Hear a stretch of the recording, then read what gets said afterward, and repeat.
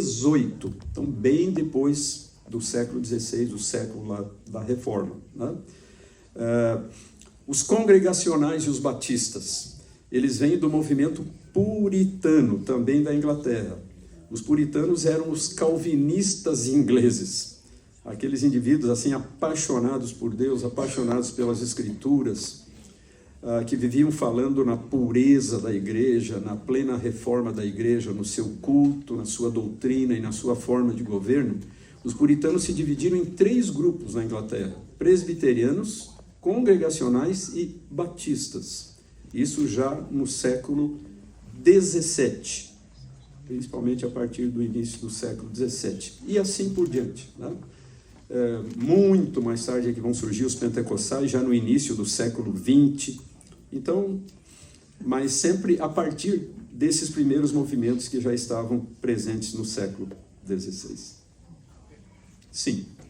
Houve alguma mudança na própria Igreja Católica? Porque a Igreja Católica seguiu o tese dos luteranos, mas das 95 teses, teve alguma coisa que a Igreja Católica aderiu? Pois é, como eu disse no início, né, nesse aspecto a reforma fracassou, porque ela não conseguiu reformar a Igreja Católica. A Igreja Católica não só continuou sendo o que sempre tinha sido, né, já por muitos séculos, mas se firmou ainda mais nas suas posições por meio do Concílio de Trento. Então, uma das principais respostas da Igreja Romana à Reforma Protestante foi a convocação desse concílio, lá nessa cidade do norte da Itália, Trento. E o Concílio de Trento, então, procurou definir melhor, com mais clareza e com mais ênfase, todos aqueles dogmas que foram questionados pelos reformadores protestantes, né? Quando a gente fala sobre o que aconteceu com o catolicismo no século XVI, a gente fala em 2 movimentos. Houve a Contra-Reforma, que foi aquele esforço de aniquilar a Reforma Protestante, né? E esse esforço foi bem sucedido em alguns países, como a Polônia e a Espanha.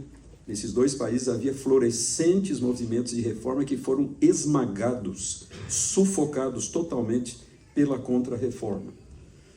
E o outro movimento é chamado de Reforma Católica, ou seja, o fato de que a Igreja Católica também se esforçou por reformar, por corrigir certos abusos, certas distorções, mas não na direção que havia sido proposta pelos reformadores, e sim numa outra direção completamente diferente. Então, infelizmente, foi o que aconteceu. Sim. A minha pergunta é 1 em 2. Que bom. John Wycliffe foi o primeiro tradutor da Bíblia de Oxford.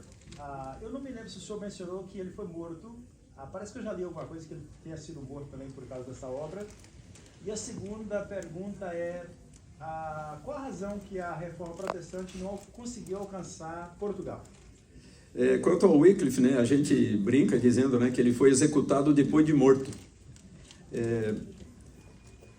Houve a queima lá do João Hus, né, lá o tcheco, lá no Concílio de Constança, e na mesma época o que eles fizeram? Eles desenterraram os ossos de Wycliffe, que já tinha morrido várias décadas antes, queimaram os ossos dele e jogaram as cinzas num rio que passava nas proximidades, né?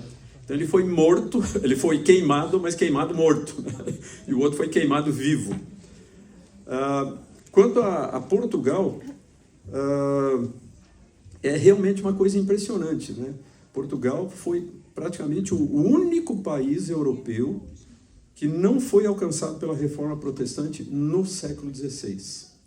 Praticamente o único, né?